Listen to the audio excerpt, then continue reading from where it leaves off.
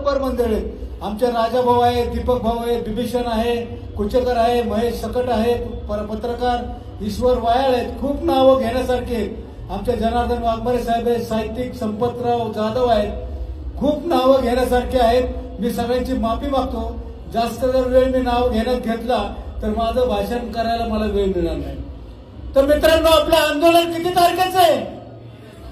जोरात आवाज आला पाहिजे. किती तारखेचं आहे? कुठं जायचंय? कुठं जायचंय? मुंबईला कुठं?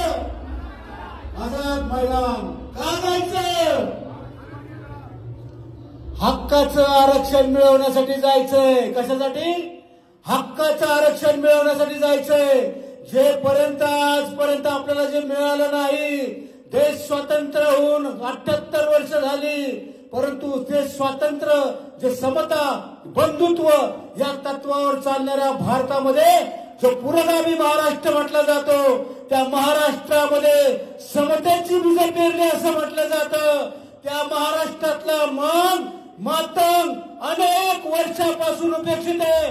न्याय मिळवून देण्यासाठी जायचंय ना. आणि ताकदीने घरदारा सहित आपल्याला जायचंय. एक घरातलं पोर त्या मिटिंगला जायला पाहिजे. त्या महाआंदोलनात जन आक्रोश, आपण आक्रोश करायचा त्या ठिकाणी. महाराष्ट्र सरकार जे सुप्रीम कोर्टाने निकाल दिलाय, त्या निकालाचं तुम्ही काय केलंय?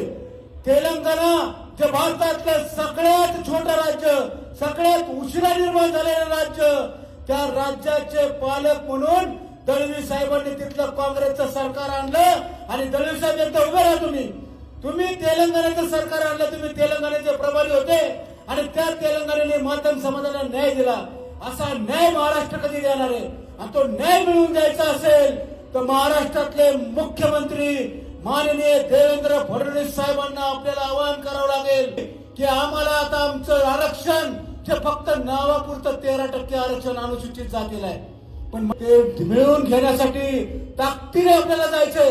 अरे तुम्हा आम्हाला विकासाच्या मार्गावर, प्रगतीच्या मार्गावर एक ताकद देण्याचं काम या ठिकाणी बसलेली सगळी नेते मंडळी करत असताना समाज माग का राहतो? काय समाजाचं काही कर्तव्य नाहीये? अरे हा सगळा जनआक्रोश मोर्चा जो आहे, हे आंदोलन आहे, आपल्या भावी पिढीला, पुढच्या येणाऱ्या पिढीला ताकद देण्याचं काम करणार आहे. म्हणून या आरक्षण मोर्चामध्ये, या जनआक्रोश आंदोलनामध्ये मोठ्या ताकदीने आपल्याला सहभागी व्हायचंय. मी जास्त वेळ तुमचा घेणार नाही. मला माहिती 5 वाजल्यापासून सगळे बांधव या ठिकाणी उपस्थित आहेत. परंतु कोणत्या मार्गाने जाणार आहेत? बसने जाणार आहेत, एसटीने जाणार आहेत, रेल्वेने जाणार आहेत. आपण पदर मोड करून मातंग समाजाच्या हितासाठी जावं लागेल शंकर भाऊ.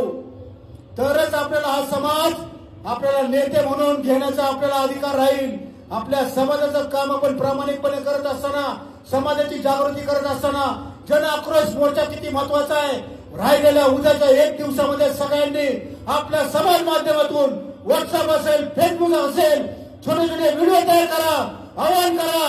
चलो मुंबई 20 मे 2025 अशा पद्धतीचं आवाहन करा. एवढंच या ठिकाणी तुम्हाला नम्र असं आवाहन करतो आणि थांबतो. जय भीम, जय लवजी, जय भारत, जय संविधान.